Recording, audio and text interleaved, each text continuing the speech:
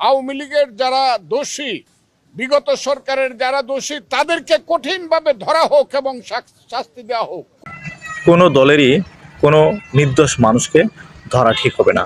আমি মনে করি সেটা হলো যে কোনো অপরাধ যদি সে অপরাধ করে থাকে তাহলে তাকে অবশ্যই গ্রেপ্তার করা প্রয়োজন।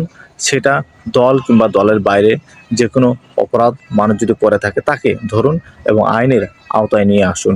কিন্তু দল করেছে কিন্তু দোষ করে নাই এমন ব্যক্তিকে না ধরাই ভালো, আমি যেটা মনে করি। আর যদি তার বিরুদ্ধে কোনো দোষ ত্রুটি যদি থেকে থাকে, তদন্ত সাপেক্ষে যদি দোষ ত্রুটি পাওয়া যায় তাকে ধরা যায়, কিন্তু নির্দোষ ব্যক্তিকে ধরাটা কোনোভাবেই কাম্য হবে না, সেটা কোনো মানুষই মেনে নেওয়ার কথা না। এ বলে আমার সংক্ষিপ্ত আলোচনা বা বিশ্লেষণ শেষ করছি। এনটি পার্টিরা বলছে যে একটা দলের সব দোষী নির্দোষ নাই, ওয়ার্ড লেভেল থেকে সবাইকে ধরতে হবে।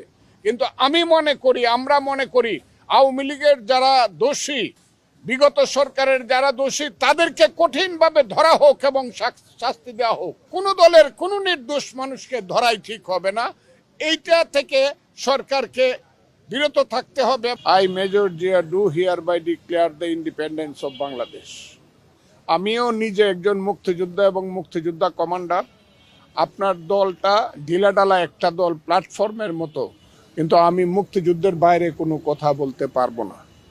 সেদিন অনেকেই এখনো জীবিত, উনি চলে গেছেন কিন্তু অনেকেই জীবিত আছেন, তারা জানে। উনি বলেছিলেন অবশ্যই আমি বড় বড় জনসভা অ্যারেঞ্জ করে দিব, আর আপনি ঘন্টার পর ঘন্টা সেখানে বক্তব্য রাখবেন মুক্তিযুদ্ধের পক্ষে।